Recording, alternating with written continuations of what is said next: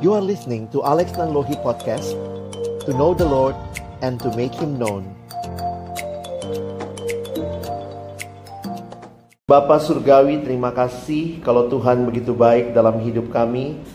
Di hari perhentian yang Kau berikan kepada kami, terima kasih kami boleh datang memuji memuliakan nama-Mu. Dan tiba waktunya bagi kami untuk mendengar firman-Mu. Kami mohon waktu kami membuka firman-Mu, bukalah juga hati kami, jadikanlah hati kami seperti tanah yang baik, supaya ketika benih firman-Mu ditaburkan, boleh sungguh-sungguh berakar, bertumbuh, dan juga berbuah nyata di dalam hidup kami. Berkati hamba-Mu yang menyampaikan, semua kami yang mendengar, Tuhan tolong, agar kami bukan hanya jadi pendengar firman yang setia, tapi mampukan dengan kuasa dan pertolongan dari Roh-Mu yang kudus, kami dimampukan menjadi pelaku-pelaku firman-Mu di dalam kehidupan kami, di dalam masa muda kami. Bersabdalah ya Tuhan, kami anak-anak-Mu sedia mendengarnya. Dalam satu nama yang kudus yang berkuasa, nama Tuhan kami Yesus Kristus, Sang Firman yang hidup, kami menyerahkan pemberitaan firman-Mu. Amin. Shalom. Selamat sore teman-teman sekalian. Kita kayak kebaktian bapak-bapak ya. Laki semua gitu ya. Iya. Nah, tema yang diberikan sih ya posesif ya, pacar posesif. Nah, ini menarik ya untuk kita sama-sama pikirkan. Boleh tahu nggak siapa yang pernah ada di dalam relasi yang posesif? Sampai sekarang, waduh. Ini kamunya yang posesif apa ceweknya yang posesif? Tuker-tukeran gitu ya. Nah, hari ini kita mau lihat sama-sama apa yang menjadi bagian menarik dari bagian ini. Juga melihat nanti apa yang firman Tuhan katakan ya, supaya kita bisa punya pemahaman yang lebih pas tentang hal ini. Nah, waktu saya searching di Google aja, begitu klik pacar posesif tuh muncul percakapan seperti ini misalnya ya. Aku boleh nobar nggak, laki-lakinya nanya. Ya ampun, masa gitu aja izin? Oke, jalan dulu ya. Kalau bolanya udah mau mulai langsung pulang begitu ya. Jadi boro-boro ini kesannya kayak posesif banget begitu ya. Dan ini banyak yang seperti ini, meme-meme seperti ini ya. Entah beneran dari realita yang terjadi atau mungkin hanya imajinatif. Tapi seperti inilah relasi yang posesif ya. Misalnya ini, aku boleh main futsal nggak? Ya ampun, masa gituan aja izin ya. Oke, jalan dulu ya. Kalau bolanya keluar lapangan langsung pulang. Jadi ini juga ya, ini ada lagi lebih gila lagi ya. Kamu lagi di mana yang?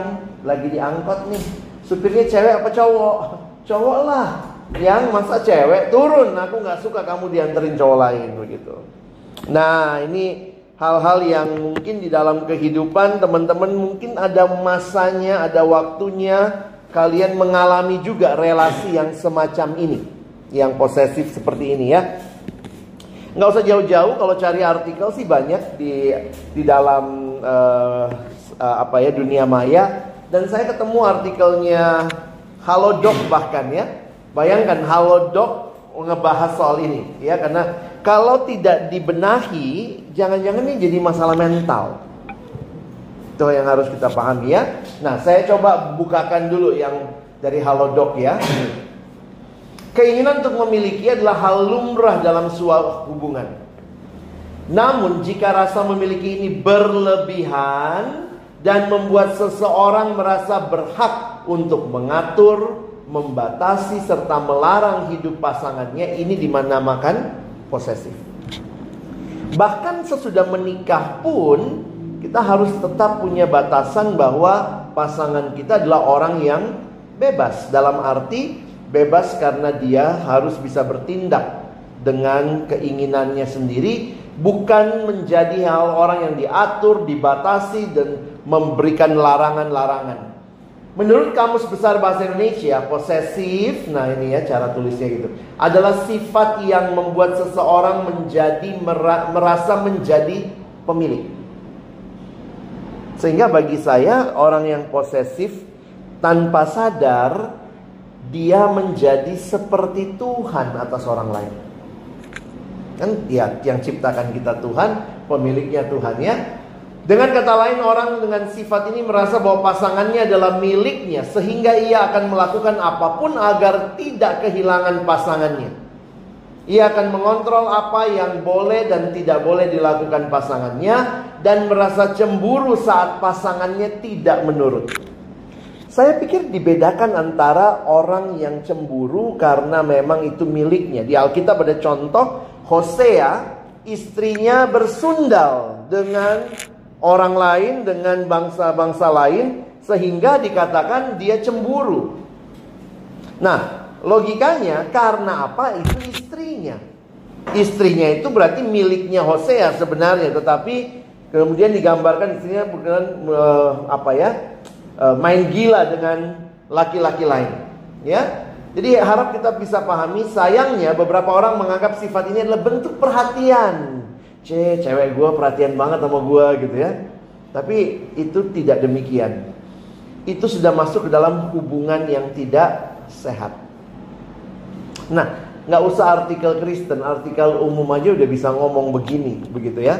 Jadi teman-teman perlu pahami bahwa sekarang ini dalam banyak relasi bisa jadi ada hubungan yang tidak sehat, atau sekarang istilahnya toxic relationship. Banyak orang coba cari apa sih akarnya, kenapa sih orang bisa terjebak dalam relasi yang tidak sehat. Itu macam-macam penjelasannya. Yang pertama mungkin karena dia punya masa kecil yang tidak merasa dikasihi, sehingga sekali dia dapat sesuatu yang kayaknya mengasihi dia nggak mau lepasin. Nah, itu bisa begitu. Atau juga ada orang-orang yang ternyata di dalam perkembangan psikologisnya dia tidak mencapai tahapan. Jadi kita itu manusia itu punya tahapan perkembangan. Mulai dari kita kecil, nah setiap tahap itu ada yang namanya tugas perkembangan. Nah, itu harus dilalui dengan baik. Contoh, kalau anak bayi, yaitu tahapan perkembangannya, misalnya ada masa di mana dia akan memasukkan semua ke mulut. Anak kecil ya, apapun dia dapat dia masukin ke mulut. Itu tahap dia mengenal benda-benda. Lalu kemudian masa-masa itu yang paling dia butuhkan misalnya perlindungan. Makanya anak yang kurang pede, waktu ditelusuri mungkin masa kecilnya, khususnya kalau anaknya banyak, orang tuanya tuh sibuk. Jadi kalau ada anak nangis dibiarin aja. Padahal di usia itu katanya golden age, 0 sampai 3 tahun. Di usia itu kalau anak nangis harus langsung dipeluk, harus didekap supaya dia tahu dia punya rasa aman. Nah, bayangkan kalau papa kerja, mama kerja, besarnya sama mbak. Anak nangis dikasih video, film, YouTube ya, supaya sekarang diem. Tetapi tidak pernah dia merasakan bahwa ada yang mendekap dia. Ini safe environment buat dia. Nah, orang yang seperti itu nanti waktu dia masuk ke tahapan itu biasanya muncul waktu sudah gede. Jadi kurang pede. Kalau punya sesuatu tuh rasanya takut banget diambil orang gitu ya. Itu ternyata kalau ditelusuri secara psikologis bisa dijelaskan seperti itu. Nanti kalau dia masuk umur 3 sampai 5 tahun, nah beda lagi tuh. Umurnya itu tahap perkembangannya. Misalnya, kalau dia nangis ya harus dikasih tahu apa masalahnya. Beda kalau 0 sampai 3, kalau dia nangis ya dikasih perlindungan. Makanya jangan sampai anak sudah gede, dia jatuh yang disalahin. Pernah gak lihat orang tua gitu? Dasar nih meja ya, mejanya dipukul nih, sakit ya. Jadi itu umurnya udah gak pas. Kalau 0 sampai 3 oke lah. Tapi kalau udah lebih 3 sampai 5 sampai lebih lagi, harusnya tahap perkembangannya dia masuk ke dalam tahap memahami lingkungan sekitarnya. Nah, jadi teman-teman, saya nggak bisa membahas satu-satu apa sebenarnya yang membuat orang jadi posesif.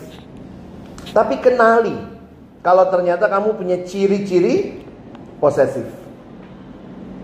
Biasanya bukan hanya dalam relasi pacaran ya, tetapi juga bisa jadi waktu kamu misalnya punya barang di rumah, Kalau kamu punya saudara, punya adik, kalau barangmu diambil kau pukul adikmu misalnya. Nah itu ciri-ciri orang yang kayaknya barang tuh dia jaga banget.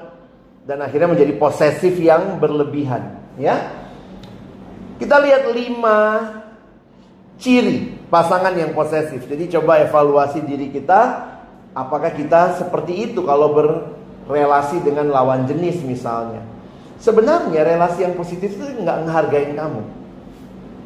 Pada beberapa kasus, sifat posesif ditunjukkan dengan ucapan kasar, sarkasme, ngeritik mulu, atau panggilan yang tidak sopan. Ini dilakukan untuk menurunkan rasa percaya dirimu, sehingga kamu akan merasa tidak berdaya dalam mencari hubungan lain selain pasangan kamu yang sekarang. Bahkan tidak jarang sifat ini juga ditunjukkan kepada mantan atau orang-orang yang dekat denganmu meskipun kamu maupun kamu sendiri. Hati-hati kalau udah mantan terus kamu masih WA, masih kirim gitu ya. Lu pokoknya rugi banget kalau nggak sama gua. Nah itu ciri-ciri orang yang dia tidak menghargai sebenarnya pasangannya. Saya ketemu beberapa teman yang sharing. Waktu menikah ada pergumulan dalam pernikahan. Ternyata itu mulainya dari waktu berpacaran.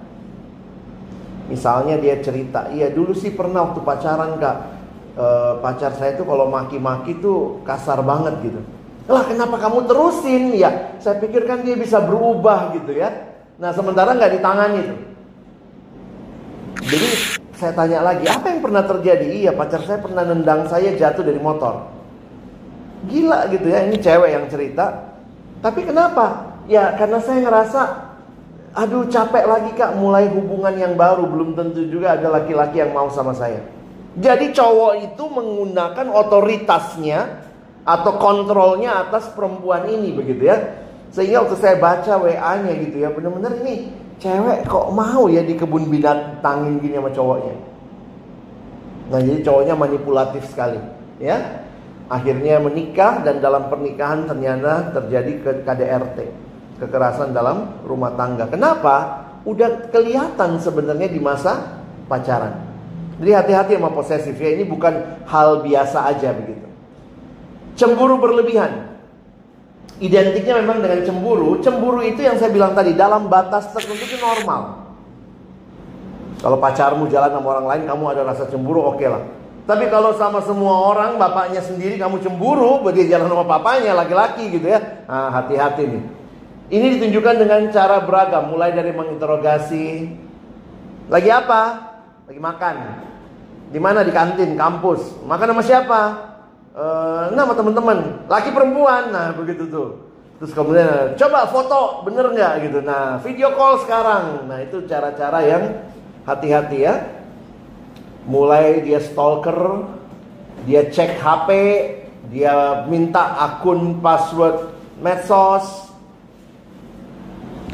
Saya pikir tetap yang namanya suami istri pun harus punya privacy ya dalam batas tertentu.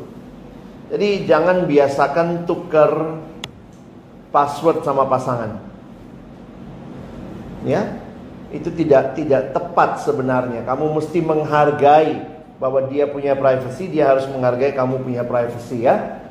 Hingga memutuskan kontakmu dengan orang lain yang membuatnya cemburu. Mana HP-mu? Aku hapus semua misalnya nomor. Dosenmu yang laki-laki semua tinggal di dalam HP-nya misalnya hanya nomor perempuan misalnya ya.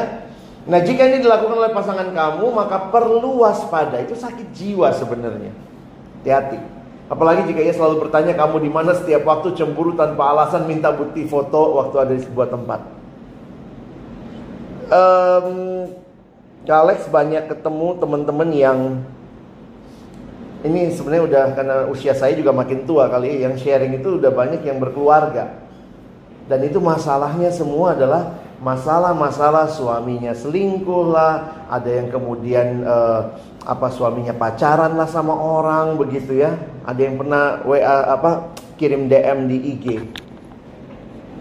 Gimana kak perasaannya? Saya lagi hamil 8 bulan dan saya tahu suami saya lagi pergi ke sebuah pulau dengan seorang perempuan muda. Pertanyaannya saya langsung nanya, ketemu di mana sama suamimu? Ya, suamimu anak yang kenal Tuhan atau tidak? Jadi kadang-kadang gitu ya. ada ciri-ciri tertentu yang sudah kelihatan di dalam masa-masa pengenalan, yang kalau teman-teman mau lanjut, itu perlu ditolong supaya tidak jadi masalah besar di pernikahan nantinya. Ada juga yang selalu mengancam. Ancamannya gitu, kalau kamu putusin aku bunuh diri. Wah, rasanya tuh kayak kita hero banget gitu ya. Ini biasanya jika keinginan tidak terpenuhi, orang yang posesif akan mengancam pasangannya. Ia juga akan melakukan apapun untuk membuat pasangannya menurut, termasuk mengancam meninggalkan atau bahkan bunuh diri kalau pasangannya tidak menurut. Pernah satu waktu saya tangani kasus seperti ini, dan dia bilang gitu, Kak. Dia bilang, Kak, kalau saya putusin dia, saya takut dia pernah ngancam mau bunuh diri. Bener, Kak, dia potong-potong, dia silet-silet gitu ya. Saya bilang, ya oke, tapi kamu bukan juru selamatnya. Ini hubunganmu udah toksik banget. Caranya adalah cari konselor buat dia, supaya dia ditolong. Jangan diterusin. Kalian belum cukup dewasa untuk melanjutkan hubungan ini karena sudah saling merusak. Begitu ya. Nah, yang terakhir adalah selalu mengontrol. Orang yang posesif cenderung mengontrol apa yang boleh dan tidak boleh dilakukan, tidak boleh dikenakan, tidak boleh dimiliki pasangannya gitu ya. Itu sebabnya orang yang posesif akan mengatur dengan siapa kamu boleh berteman, pakaian apa yang boleh dikenakan, dan aturan lain yang kadang-kadang gak masuk akal. Nah, kenali ya. Entah kamu yang seperti ini, kamu yang posesif, atau pasanganmu yang posesif. Atau kamu lihat temanmu berpacaran dengan pola yang seperti ini, jangan bilang itu mesra. Wah, dia perhatian banget sama gua, dia sampai ngecek HP-ku segala macam, dia sampai ngecek gua pergi sama siapa. Itu bukan perhatian, itu control freak. Harus hati-hati. Nah, di dalam relasi, karena saya selalu ngelihatnya ya, kalau relasi pacaranmu benar, tujuan akhirnya pernikahan, maka hati-hati. Di pernikahan banyak yang terjadi ternyata masalahnya bukan pas baru nikah, tapi waktu pacaran. Pacaran tidak dibimbing, pacaran tidak menyelesaikan masalah, pacaran ngomongnya selalu yang enak-enak, yang mesra-mesra, sampai-sampai sifat-sifat gini ya. Kan kalau kita terlalu dekat dengan sebuah objek, kadang-kadang kita nggak bisa lihat jelas. Makanya biasanya yang bisa lihat jelas teman kita, papa mama kita, orang tua kita, teman kita yang bilang, ih pacar lu gitu amat ya. Terus kita marah, lu jangan ngomongin apa-apa soal pacar gua, emang lu tahu apa tentang pacar gua. Tapi kadang kita terlalu dekat, kita banyak tidak melihat yang sebenarnya menjadi flow-nya, atau hal-hal yang harus diwaspadai. Memang ya kalau jatuh cinta gitu ya, tai kambing rasa coklat. Padahal tidak demikian seharusnya. Nah, banyaklah kalian mau cari artikel lain. Saya pikir saya ambil artikel ini karena ini salah satu yang menarik gitu ya. Kalian cowok semua ya? Unik juga ini. Krisis cewek ya? Kita kopri kan? Makanya, nggak apa-apa, silakan. Kita lulusan Kanisius kan, cowok semua. Terus loh kalau asal nggak posesif aja. Jadi yang normal-normal aja ya. Nah, nanti main bola aja pada kali. Saya beberapa kali ke persekutuan lain tuh cewek semua malah. Kadang-kadang cuma satu cowoknya gitu ya. Kita kalau datang ke kebaktian tuh, ih mau arisan ya. Oke, hari ini menarik juga ya. Kalian mau bikin arisan? Dapat ide. Nah, kita coba lihat sebentar. Saya mau coba jelaskan dari sisi firman Tuhan ya. Sebenarnya apa sih yang kita perhatikan waktu bicara tentang relasi? Nah, yang pertama yang kita perlu ingat bahwa Allah adalah Allah yang menciptakan manusia di dalam relasi. Relasi itu Allah yang ciptakan. Ya, dalam relasi yang awalnya indah satu sama lain. Masih ingat ayat ini? Kejadian 2:18, Tuhan Allah berfirman, tidak baik kalau manusia itu seorang diri saja. Aku akan menjadikan penolong baginya yang sepadan dengan dia. Perhatikan baik-baik. Ketika Allah mencipta semuanya dikatakan baik, baik, baik. Sungguh amat baik. Kejadian 1. Pertama kali di Alkitab kita muncul kata tidak baik. Itu di Kejadian 2:18 ini. Apa yang tidak baik? Kalau manusia itu seorang diri saja. Ayat ini bukan bicara pacar-pacaran saja, bicara pernikahan saja, tetapi ayat ini bicara kemanusiaan yang paling mendasar. Manusia makhluk sosial itu bukan hanya teori sosiologi. Itu rancangan Allah. Soalnya saya pernah dengar ada anak siswa datang, "Kak Alex, saya sudah menggenapi Kejadian 2:18, dia udah pacaran," gitu. Saya bilang, "Oh bukan ya, ini bukan hanya bicara pacaran. Tidak ada bayi yang lahir bisa langsung beli susu sendiri. Nggak ada ya. Kalau sampai ada yang jual susu yang lari ya, bayi ajaib." Nah, ini menunjukkan bahwa relasi itu rancangan Allah. Bahkan Allah menciptakan manusia untuk berelasi satu sama lain. Allah menciptakan manusia untuk saling mengasihi.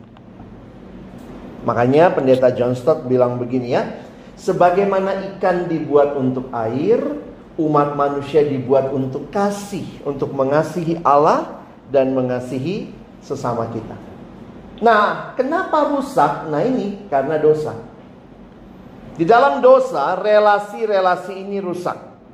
Tetapi yang menarik adalah bahwa kadang-kadang kita tidak lihat rusaknya karena kita pikir itu benar. Contohnya, waktu kita ada di dalam dunia.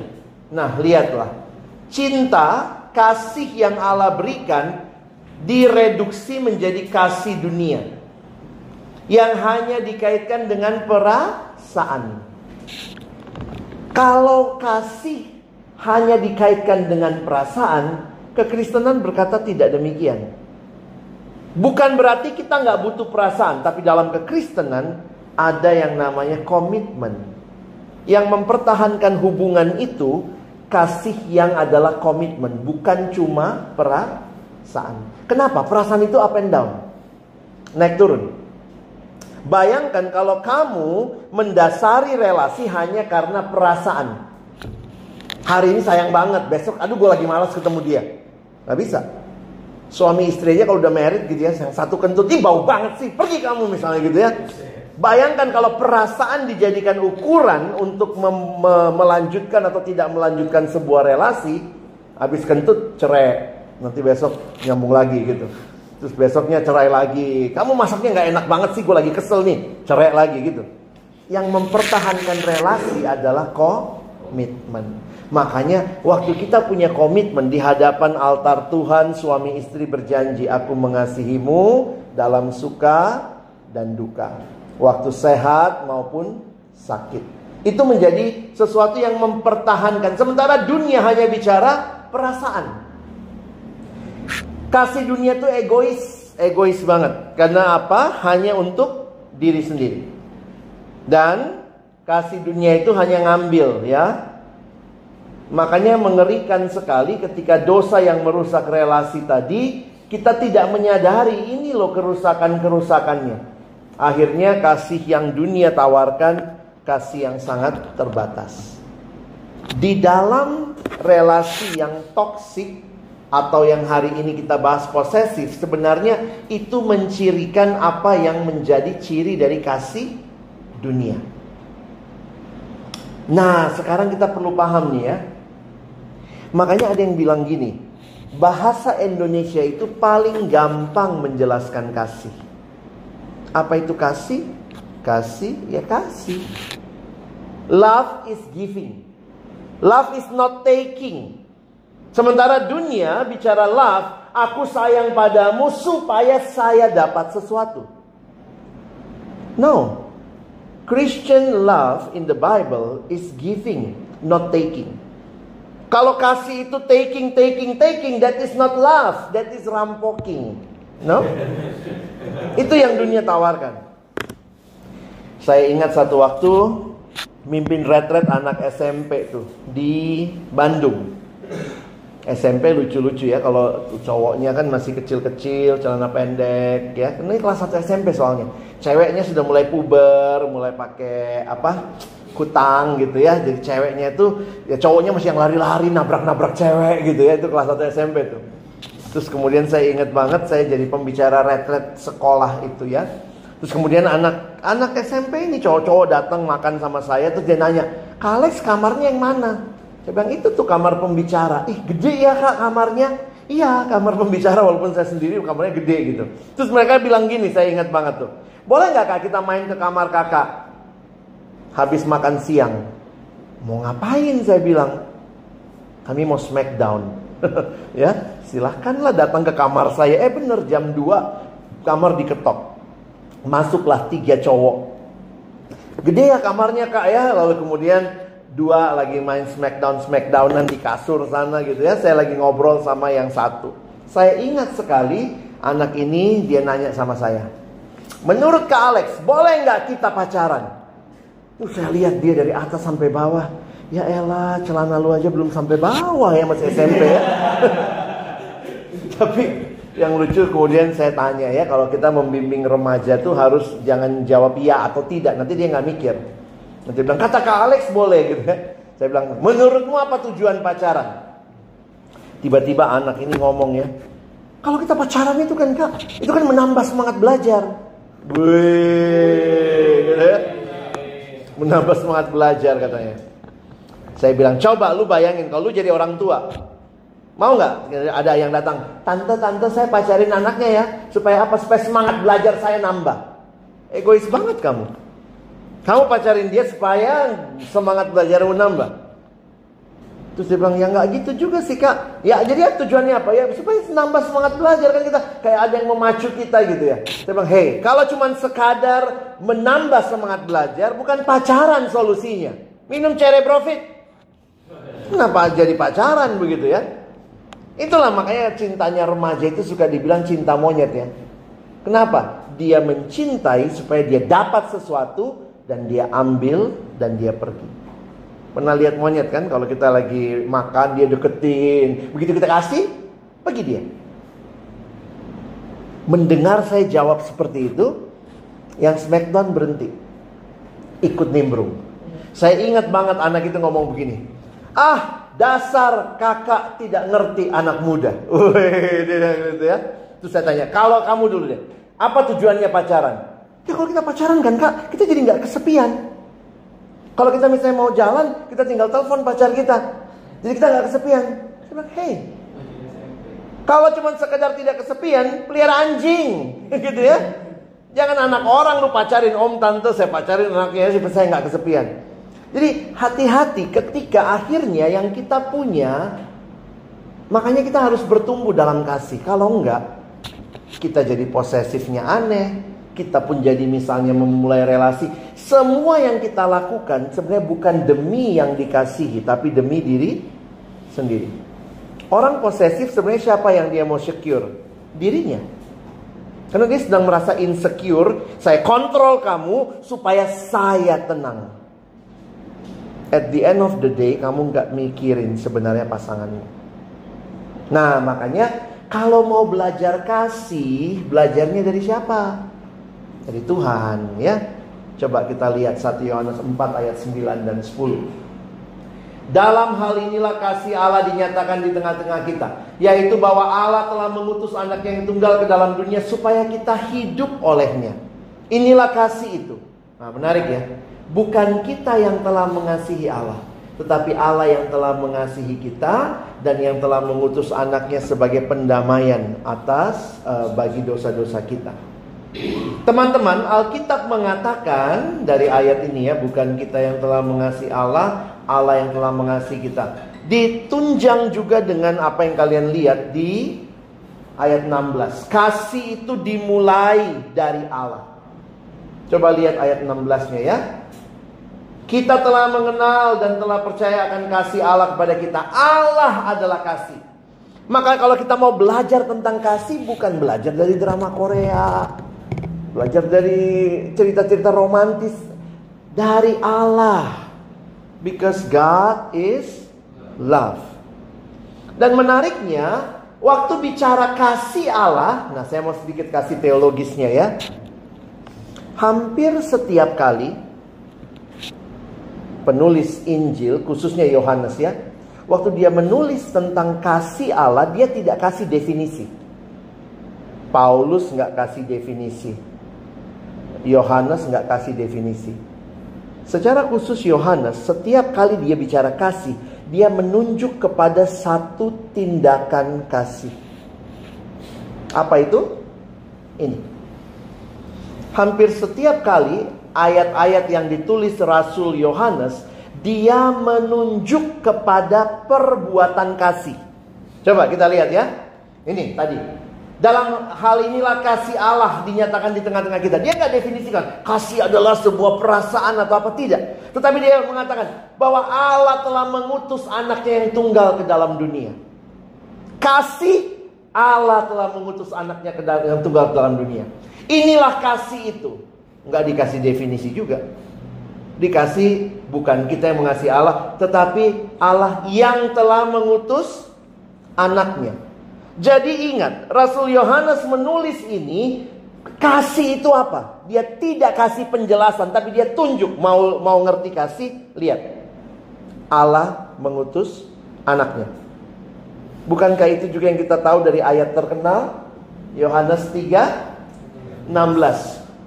Karena begitu besar kasih Allah. Apa buktinya? Ia telah mengaruniakan anaknya yang tunggal.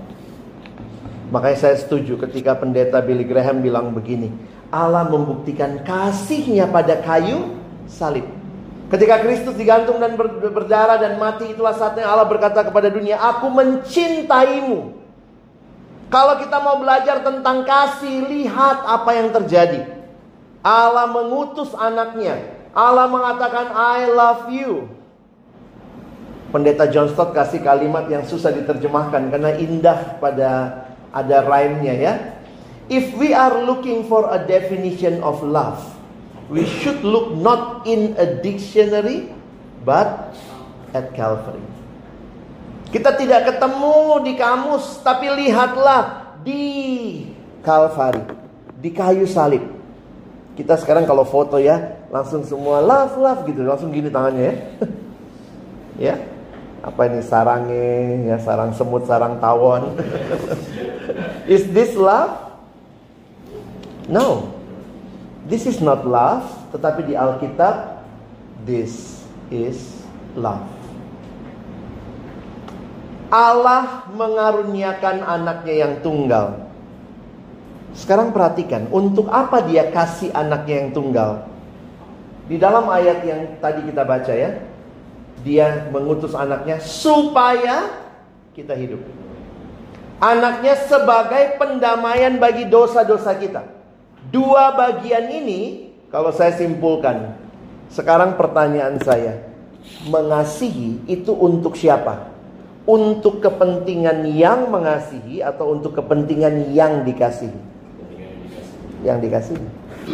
If you want to learn about love, lihat di Calvary. Untuk apa Yesus datang ke dalam dunia? Supaya kita hidup. Untuk apa Yesus datang? Sebagai pendamaian bagi dosa-dosa kita. Yesus tidak merampok sedikit pun untuk dirinya dari kita. Tapi dia bahkan memberikan seluruh dirinya bagi kita. Makanya dengan pengorbanannya di kayu salib, Yesus mau mengatakan, aku mengasihi kamu. Teman-teman, kalau relasi yang posesif, semua itu fokusnya bukan untuk yang dikasihi, tapi untuk yang mengasihi. That is not love. That is rampoking. Love is giving. True love is about giving everything and expecting nothing. Bagaimana saya bisa mengasihi dengan kasih yang seperti itu? Alami dulu kasihnya Allah. Makanya betul kata firman Tuhan, bukan kita kok yang mengasihi Allah. Allah yang mengasihi kita, dia kasih contoh supaya kita pun belajar mengasihi. Bukan ngambil, tapi memberi. Memang yang paling mirip kasihnya sama Allah itu biasanya dibilang orang tua ya. Walaupun orang tua juga gak ada yang sempurna. Makanya ada lagunya kan, untuk mama.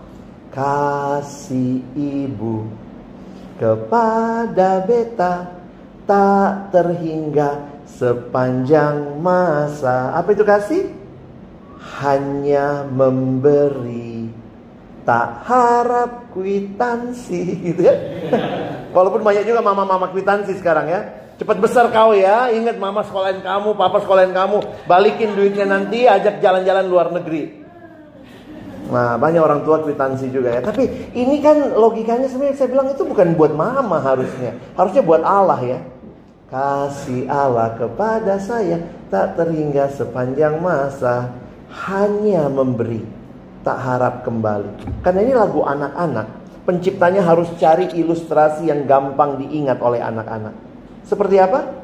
Bagai sang surya menyinari dunia, matahari akan terus bersinar. Matahari gak bilang besok kau gak mandi aku gak terbit.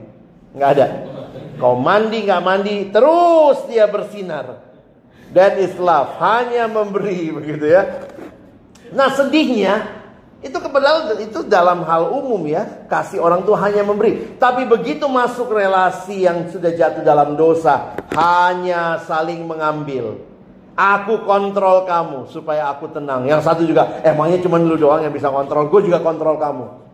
Sehingga terjadilah posesif yang gak jelas. Setiap kali naik pesawat itu saya selalu ingat bagian ini ya.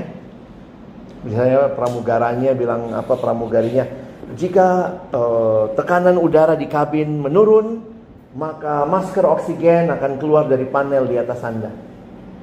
Tarik masker menutupi mulut dan hidung, dan bernafaslah seperti biasa. Sampai situ sih biasa ya.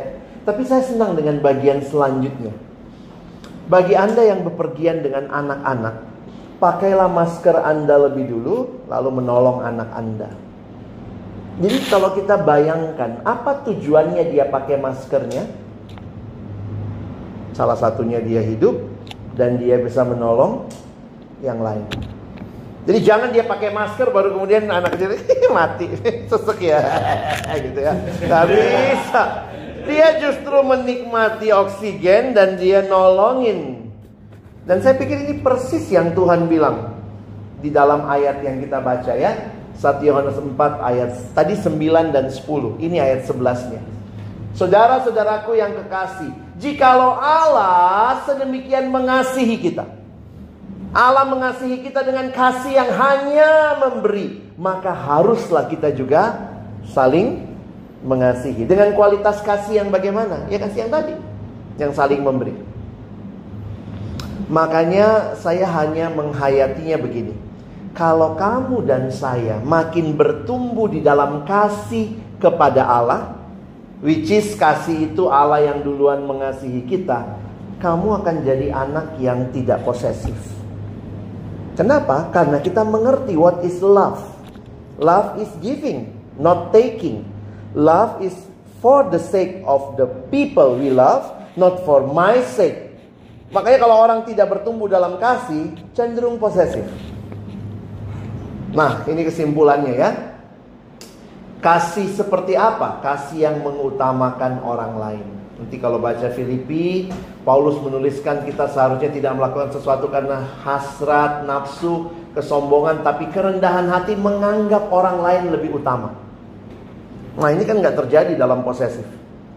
Dalam hubungan asmara, ini berarti memprioritaskan kebutuhan dan kebahagiaan pasangan, bukan mengontrol, bukan mendominasi. Itu bukan love. Yang kedua, ya, kasih Alkitab, kasih agape, kasih yang murni tanpa syarat, mengorbankan diri. Itulah Kalvari tadi. Ya, makanya ini berarti mencintai pasangan kita tanpa berusaha mengubah mereka atau memaksakan keinginan kita sendiri. Jadi hati-hati ya, jangan terjebak. Kasih menghormati kebebasan. Cinta sejati tidak mencoba mengontrol atau memiliki orang lain. Ini jelas di 1 Korintus 13. Kasih itu sabar, tidak iri hati, tidak mencari kepentingan sendiri. Itu berarti menghormati kebebasan, otonomnya pasangan kita.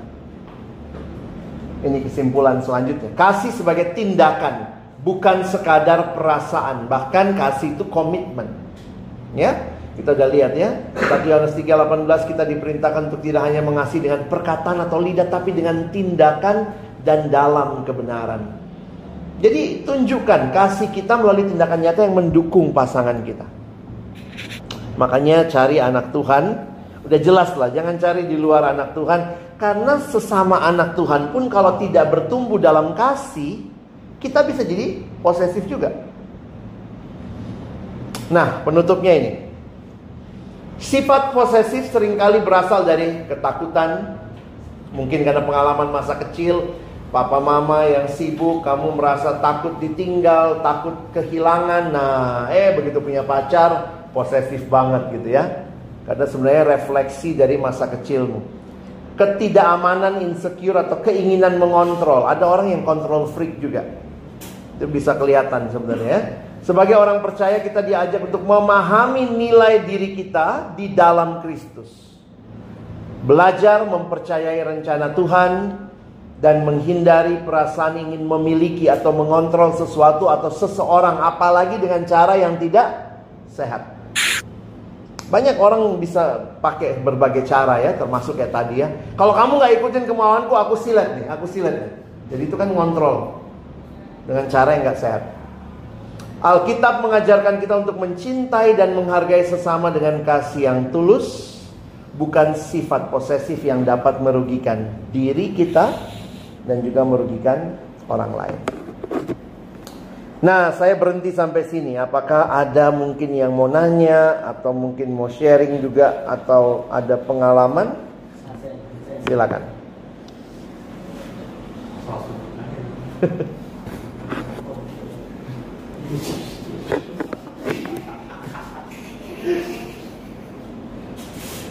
Nggak ada yang lagi dalam relasi yang posesif amat kan? Boleh. Saya mimpin di bawah jam 6. Jadi waktu saya tipis sekali. Tanyanya kan belum tentu masalahmu ya, bisa atas orang ketiga misalnya. Nanti aja. Oke.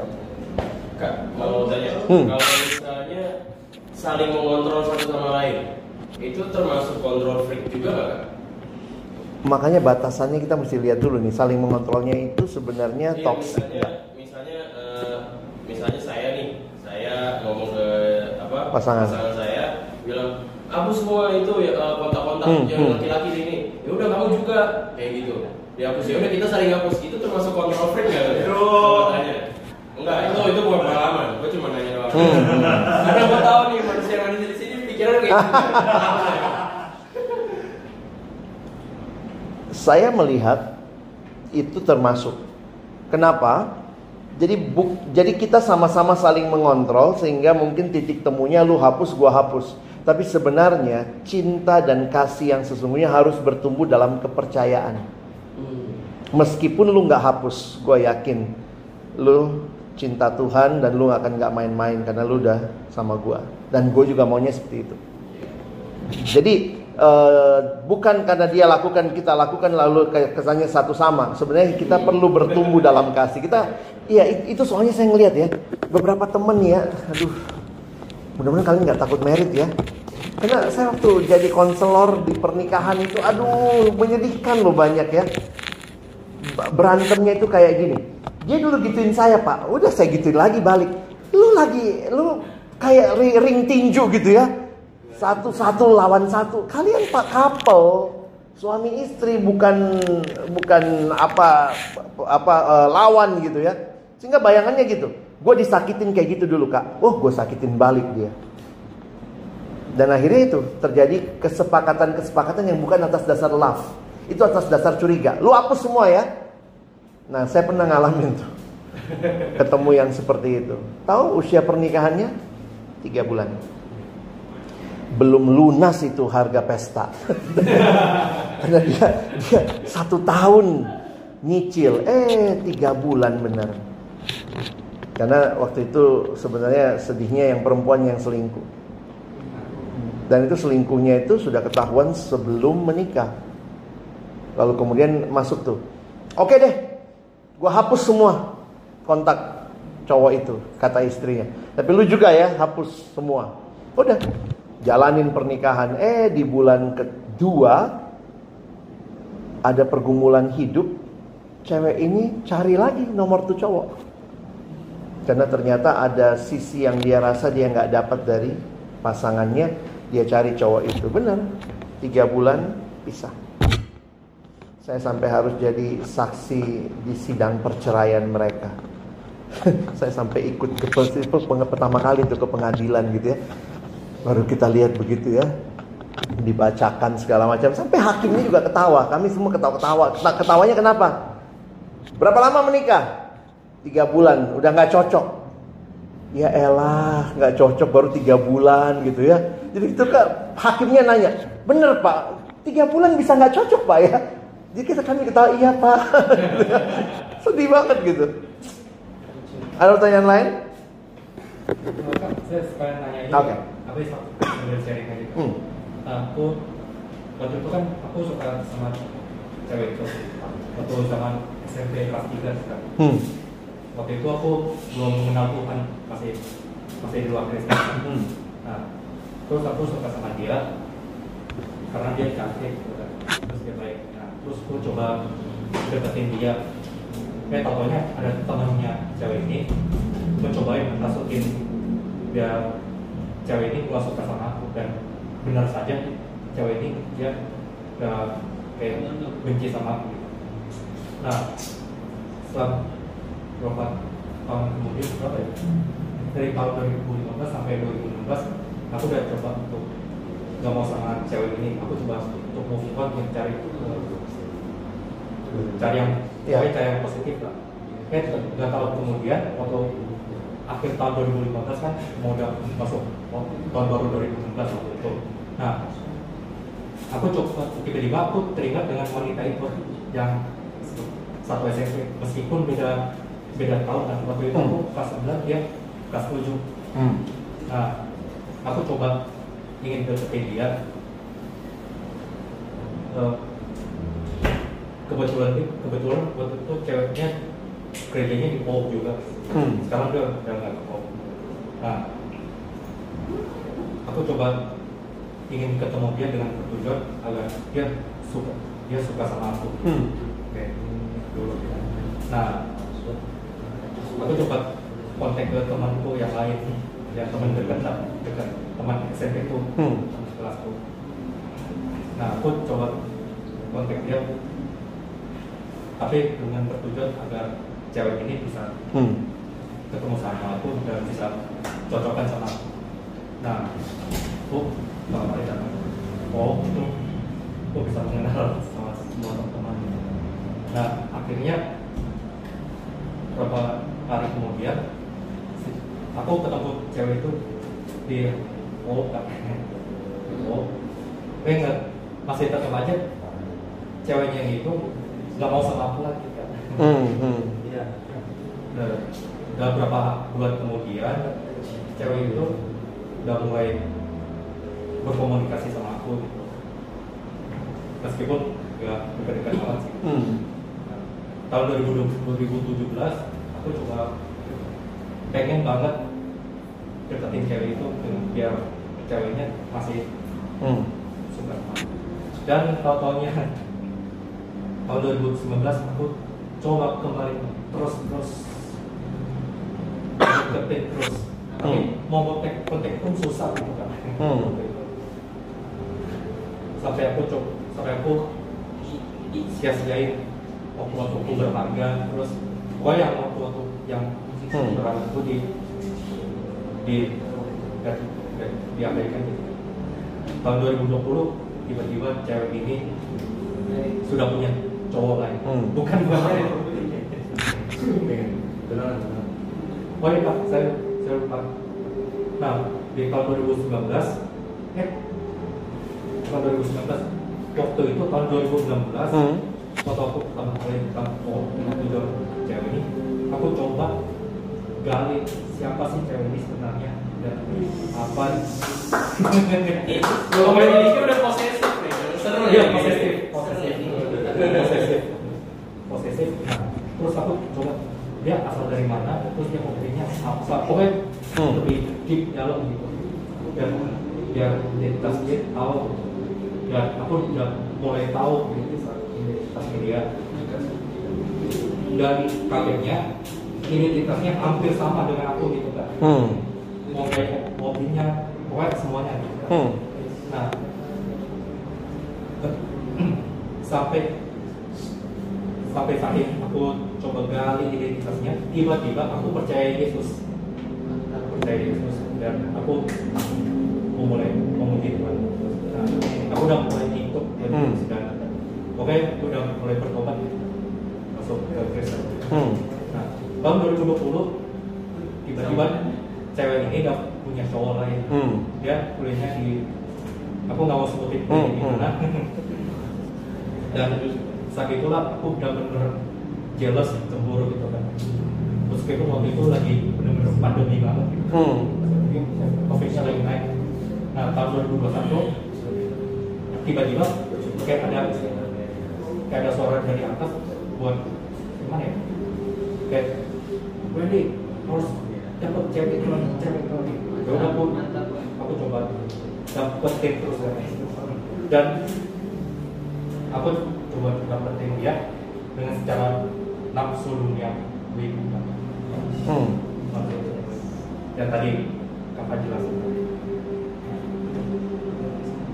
Saat pertengahan tahun 2021 waktu itu kan aku lagi skripsi pas kuliah, tiba-tiba dia sudah punya cowok lain. Itu yang baru lagi tuh ya? Hah? Cowok baru lagi tuh? Bukan. Oh, sama ya? Sama. Nah, aku udah benar cemburu banget kan sampai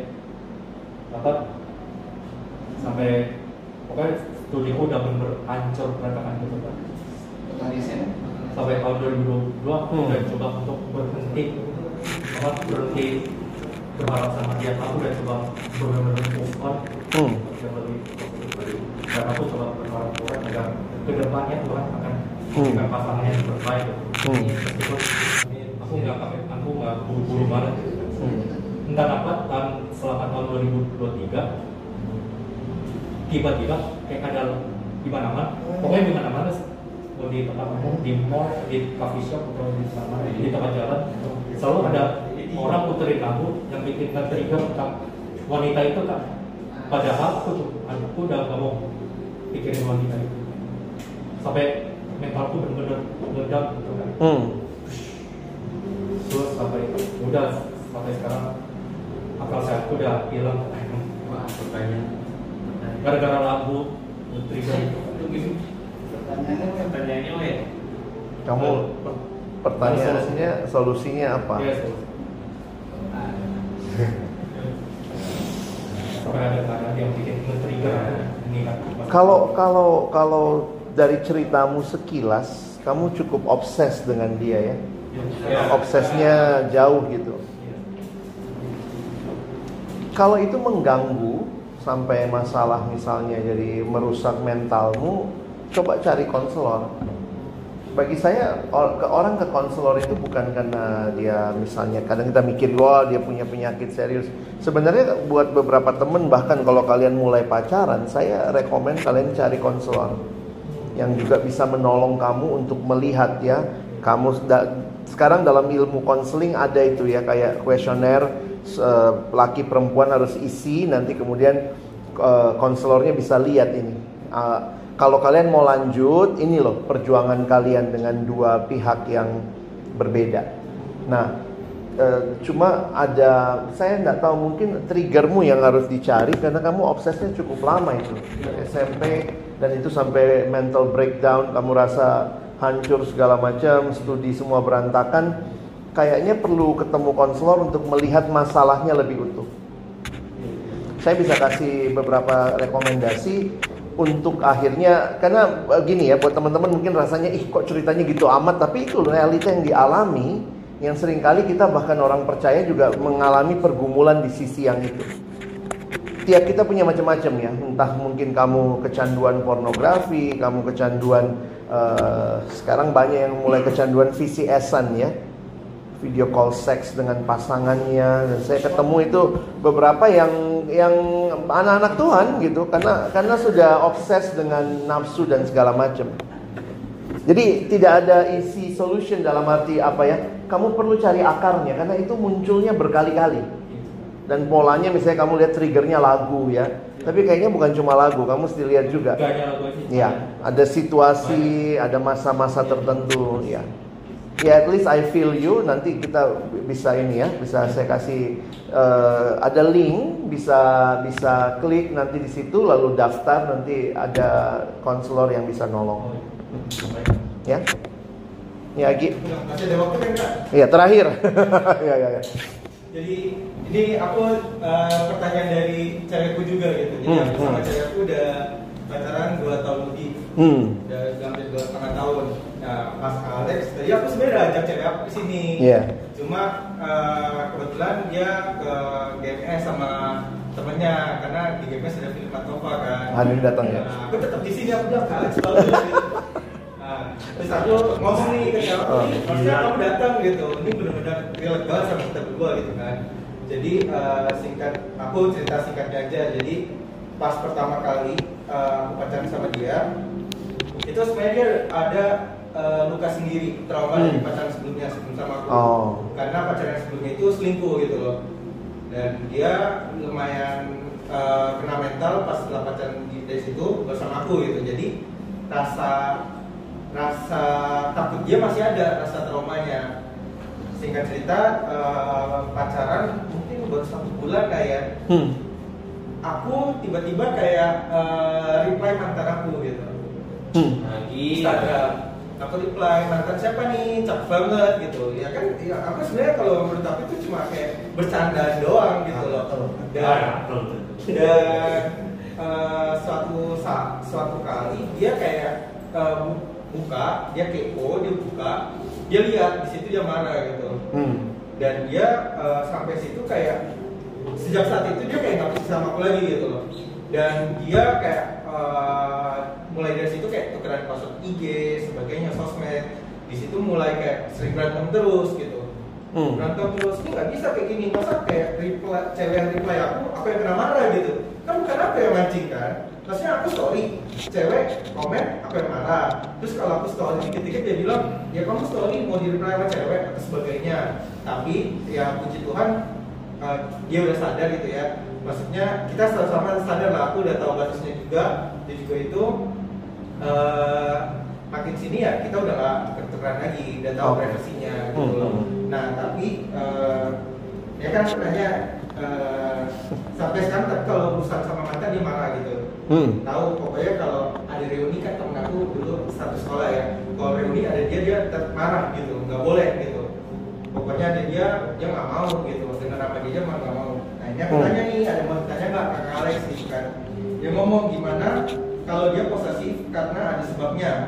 Kayak kamu dulu ngelakuin A gitu, ngelakuin A gitu. Jadi kayak sampai sekarang takut aja ngelakuin lagi. Nah itu gimana menurut Kak Alex? Ya aku pasti ngerti. Iya. Nah logikanya gini, kita tidak boleh hidup dalam trauma.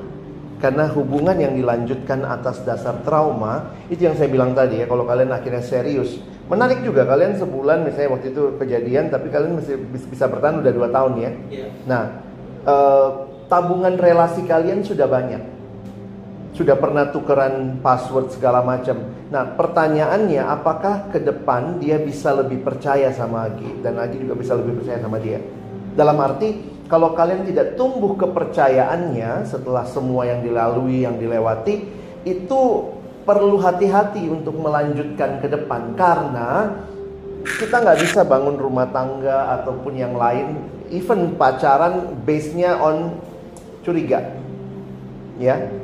Tapi ada alasannya. Nah, makanya kita harus selesaikan. Misalnya kita sebenarnya kan dalam teorinya kan kita harus berdamai sama masa lalu ya.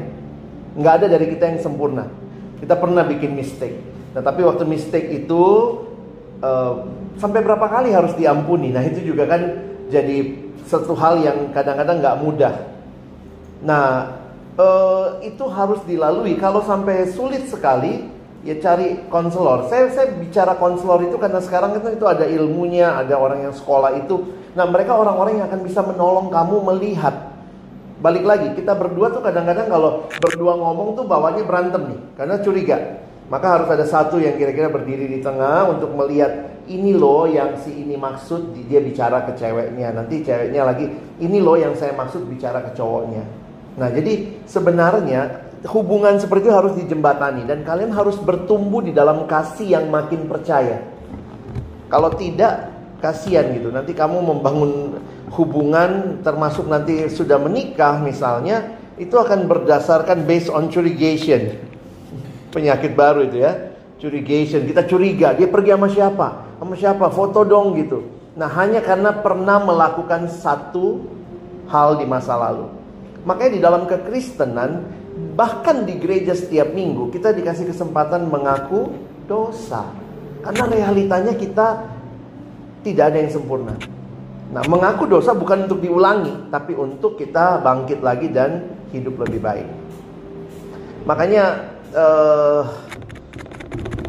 memang sulit, tapi bukan berarti tidak mungkin. Makanya atasi kesulitan itu. Satu orang yang saya layani sudah menikah, lalu kemudian suaminya selingkuh. Nah, itu susah banget. Suaminya selingkuh. Dan terakhir dia bilang, saya belakangan sih mulai bisa berdamai sih kak, tapi saya masih cuek.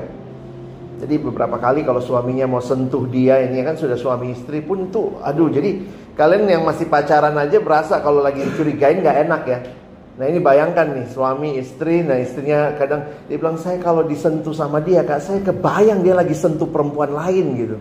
Aduh, jadi ternyata itu trauma buat perempuan ini. Dan akhirnya kemarin dia minta juga nomor kontak konselor, karena saya bilang, cobalah suamimu nanti kalau kau dingin begini terus, kau tidak belajar mengampuni, suamimu nanti cari orang lain lagi gitu kan. Karena namanya laki-laki, mungkin secara hasrat dia, kamu istri sahnya, tapi dia pernah main sama orang kak. Aku jijik gue main sama suami gue yang udah pernah main sama orang. Tapi kamu mesti belajar mengampuni kalau mau melanjutkan relasi ini gitu. Masa gue diem aja gitu kayak gak punya perasaan dia ngapa-ngapain gue? Gue bilang gak bisa begitu. Kamu mesti belajar mengampuni dari hatimu. Dan itu perjuangannya gak gampang.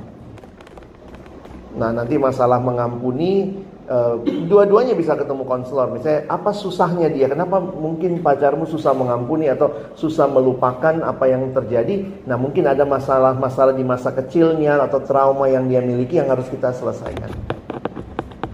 Tapi itu real ya. Seringkali ada yang bilang, tapi kan karena dia pernah punya riwayat nih masa lalu. Tapi kita gak bisa hidup di masa lalu. Ingat ya, masa lalu gak bisa diubah. Yang kita bisa ubah masa depan. Jadi masa lalu Alkitab bilang berdamai. Kalau butuh pengampunan, ampuni. Masa depan ya kita hidup lebih baik. Mungkin itu ya.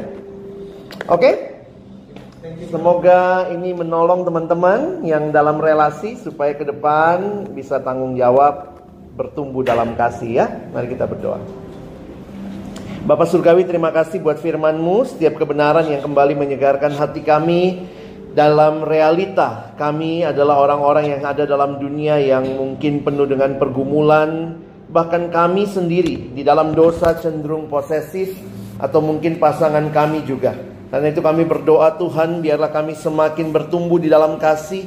Di dalam kasih ada pengampunan, di dalam kasih ada pemulihan. Dan itulah yang menjadi kerinduan kami untuk relasi-relasi kami ke depan. Berkati adik-adikku, orang-orang muda di tempat ini, untuk bisa jadi orang-orang muda yang memuliakan Tuhan seumur hidup mereka. Sekali lagi bersyukur buat ibadah ini. Berkati waktu selanjutnya, dalam nama Yesus kami sudah berdoa, bersyukur. Amin.